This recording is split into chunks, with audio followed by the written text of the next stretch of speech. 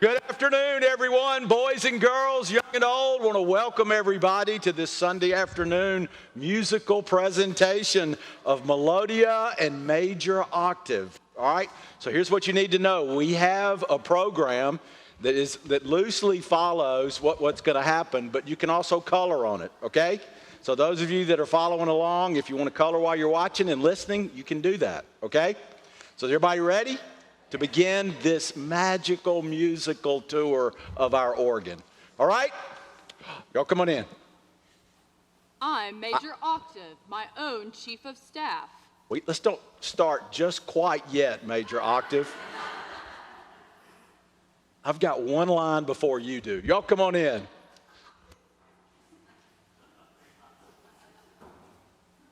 Is there such a thing musically as a pregnant pause? Is that this is it.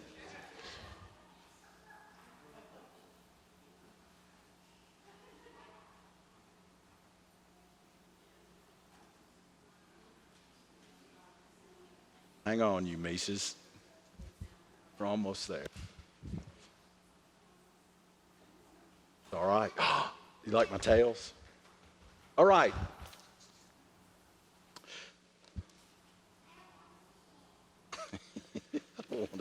All right, all is swell that ends well in the adventure of two mice. It is their love of music that helps save the day. As you listen to the story, feel free to color along. I'm Major Octave, my own Chief of Staff. I'm Melodia, his musical other half.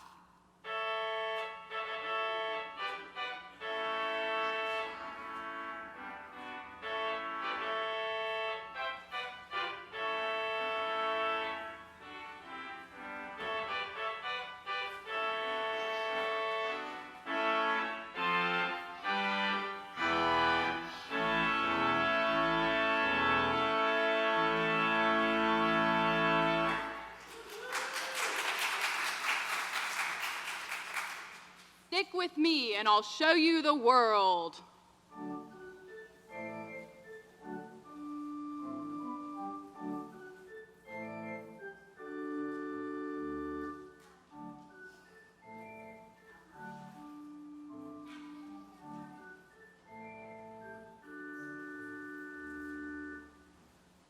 One day they saw the instruments glow in the light.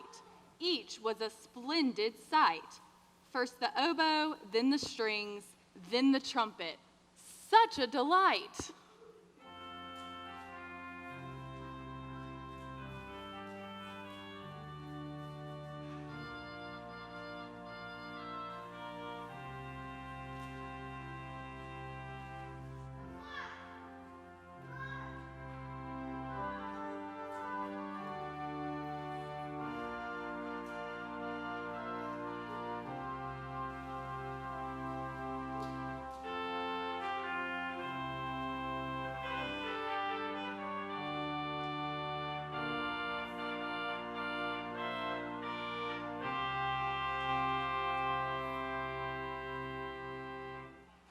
Just like the orchestral instruments, organ pipes are made from metal and wood.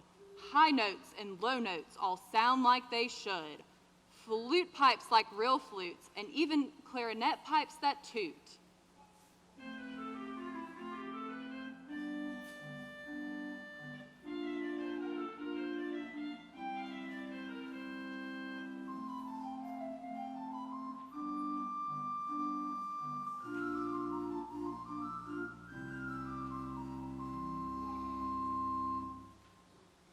On the organ draw knobs, the same names could be found.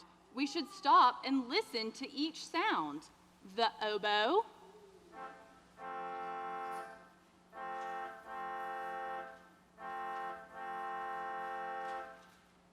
the flute,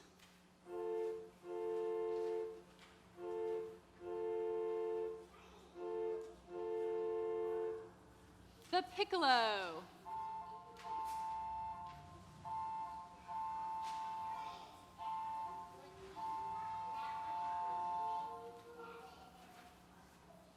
while the organist is away, the mice will play on each keyboard without delay.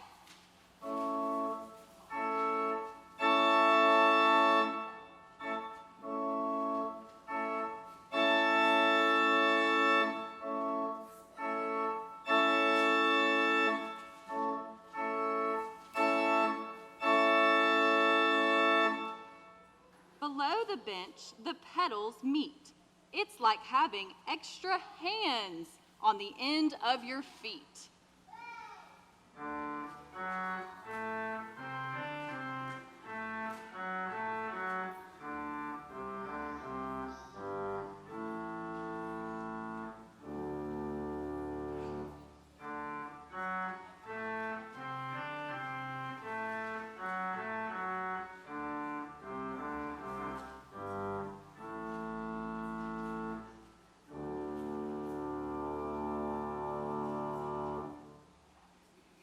What's this?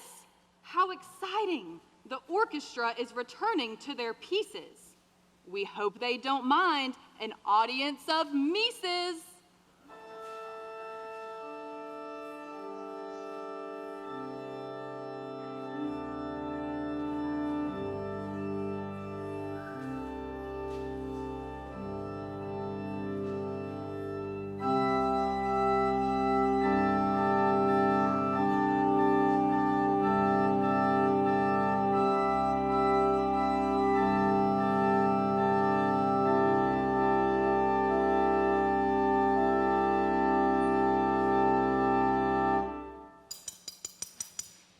Here now, the organ, it's leaking, it's leaking.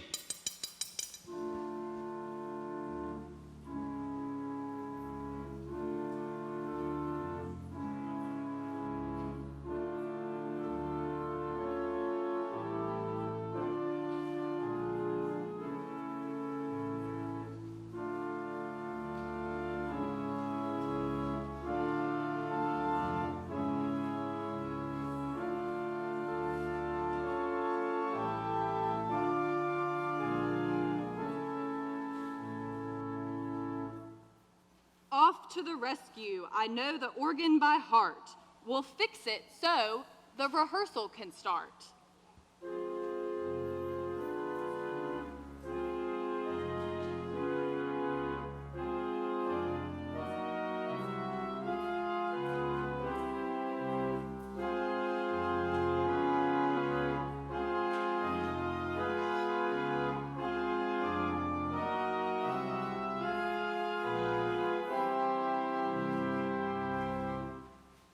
The box that holds the air was hissing and wheezing everywhere.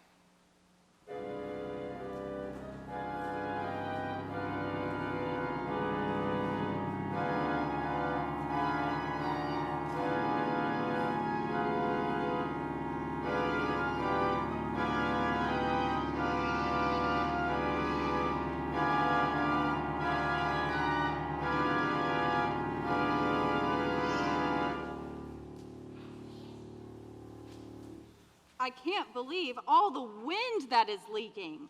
And look at all the havoc that it's wreaking.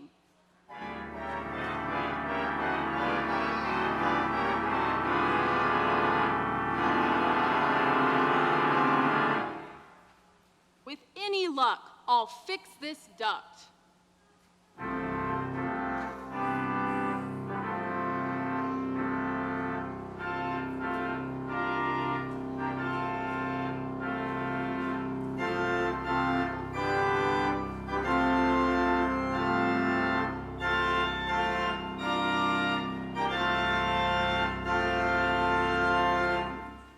With a patch here and a patch there, I've stopped all the leaking air.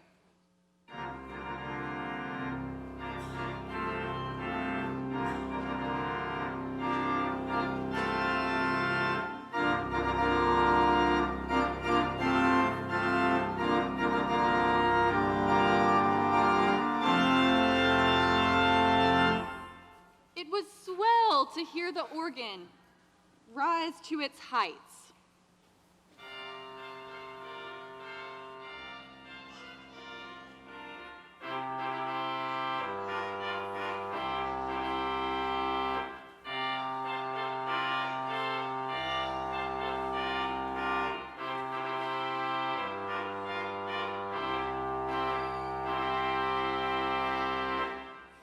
This was one of those marvelous nights.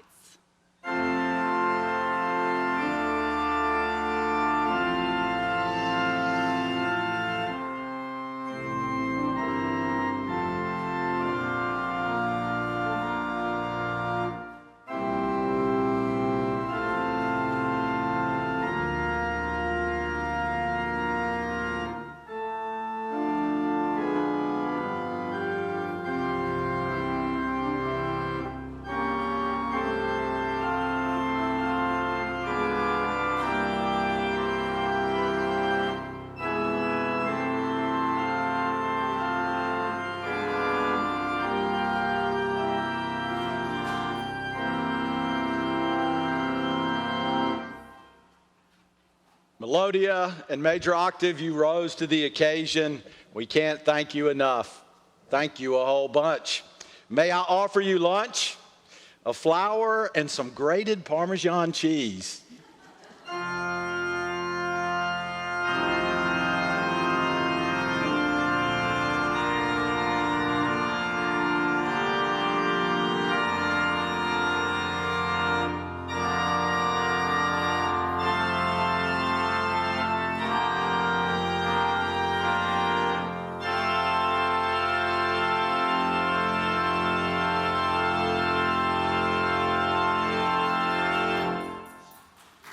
Bravo!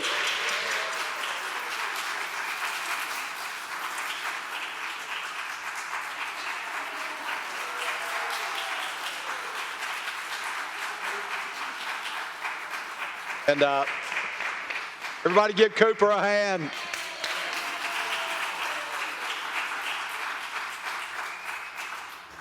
So we're going to learn just a little bit more. Steve's going to walk us through kind of a question and answer, true and false exercise to learn a little bit more about this instrument that is so very special. And Stephen is kind of the one that created this, so we can't thank him enough for his good work.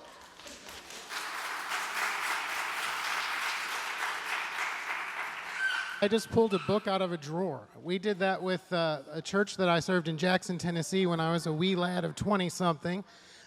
And we had a new organ project there, too. So this was one way to introduce the instrument to our children and their families and the whole church family. So thank you for attending tonight and partaking in this event. It's kind of interesting the way the story was crafted. So thanks to Cooper and Melodia and Major Octave and, of course, our conductor.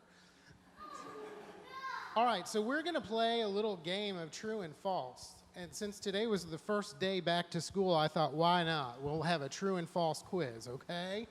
All right, how many of you know about true and false, right? All right, so if I said the sky is blue and it rains from the clouds, would you say that's true or false? True, that's right. And if I said the Easter Bunny comes at Christmas time and brings lots of presents, what would you say about that? False, that's right. Who comes at Christmas time? That's right. Okay. So you got to put your thinking cap on for some of these questions, and maybe the adults will help us too. So raise your hand or call out true or false if you think the answer is true or false to these questions. All right, so this was actually in the script. The primary materials for making organ pipes are plastic and glass. True or false? False. That's right, that's false. What are the major materials that make the pipes of the organ? Do you remember? Yes. Metal and wood, that's right. Good job. And as a matter of fact, the types of wood that are used are pine, spruce, and maple, and the metal pipes are made out of an alloy. That's just a big word for a combination or a mixture of lead, tin, and zinc. All right, little tidbits. All right, so how many of you play a musical instrument? Anybody, even adults? Anyone play a musical instrument? Yes, okay. All right, so the pipe organ is considered to be a wind instrument, a wind instrument. What do you think, true or false?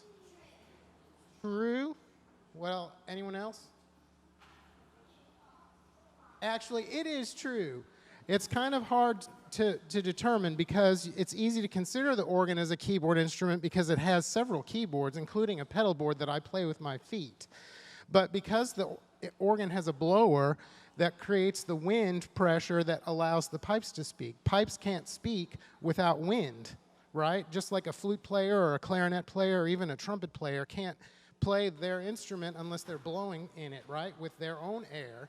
Well, the organ needs air that's created from a blower, okay? All right. All right, how about this one?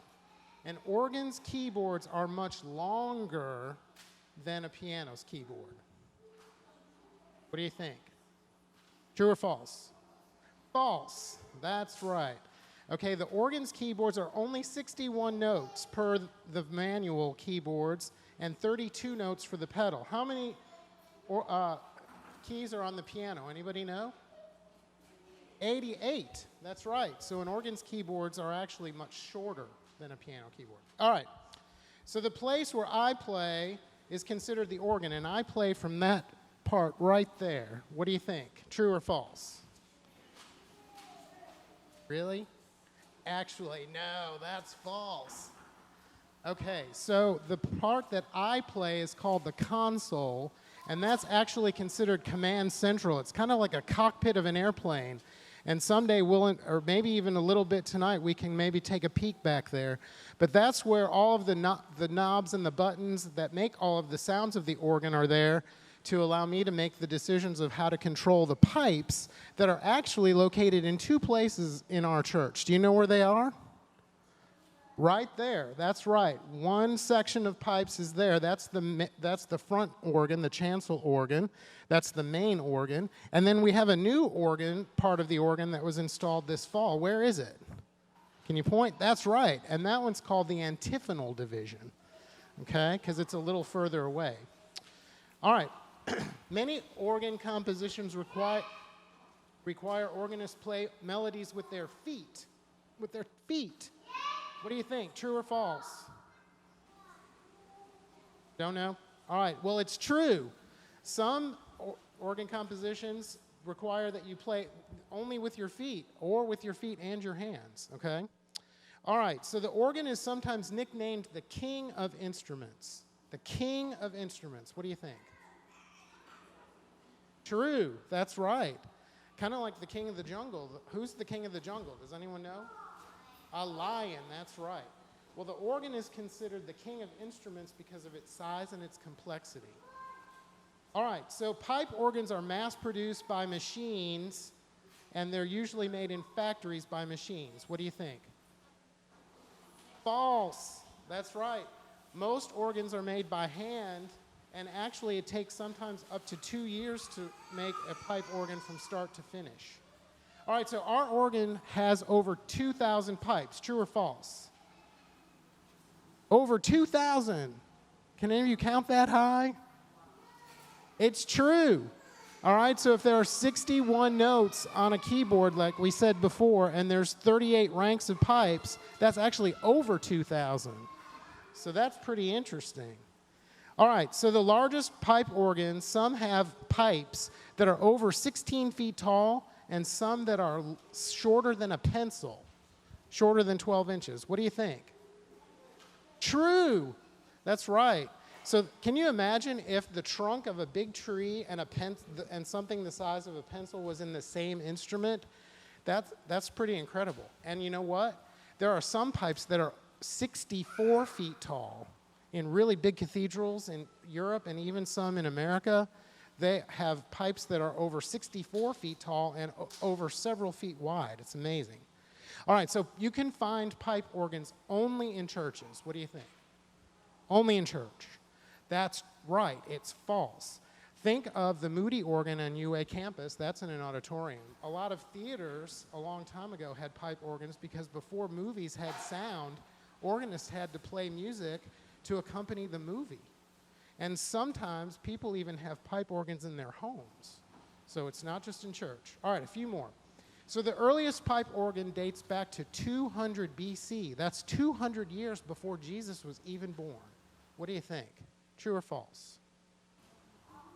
False? Actually, it's true. The first organ was called a hydraulis, and it was powered by water. And it was in ancient Greece. And it was built in around the 200 BC, and then about 812 AD, that's 800 years after Jesus was born, the organ was finally established for common use in the church. So this instrument has been around a long time. All right, we already did that one. All right, organ pipes try to imitate sounds made by other instruments in the band or in an orchestra. What do you think? What did the story say?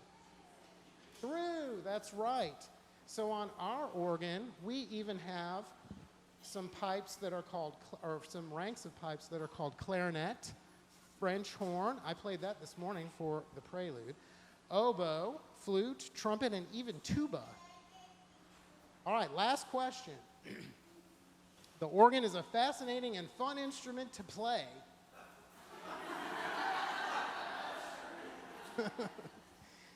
And actually, what drew me to want to be an organist is because the organ creates sounds like no other instrument, and it ranges from the softest sounds like a whisper to the loudest sound like a roar. So maybe someday one of you will even become an organist. What do you think about that? All right, well, I thank you for coming tonight, and hopefully you learned a little bit. Question. Got a question right here. Question.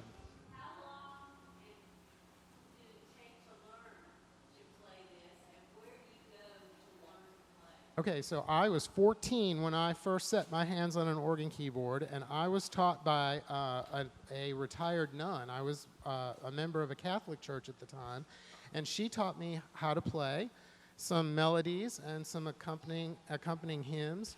So I started when I was 14, and I'm 56, so that's been 42 years.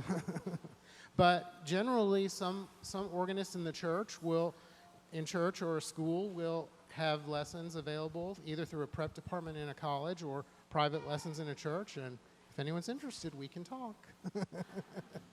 Any other questions? Yes, ma'am. Sure. I can. Would you like to? Why don't we do that? And then if any of the kids want to come up and see the organ, we can do that before next we have chicken fingers. Is that right? That's the next thing. It just keeps getting better. All right. All right, this is the lowest note. This.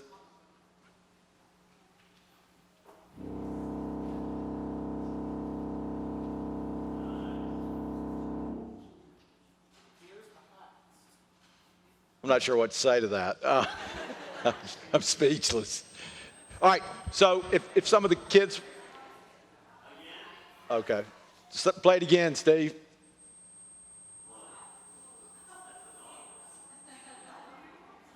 That's what the Holy Spirit sounds like. No. All right. So if some of the kids want to come up and see the organ, please do that. The one thing we have a wonderful instrument here at Christ Church, and we need to do more teaching about this instrument. So thank y'all for being here. Foos Sackley's in the parish hall. That's a wrap.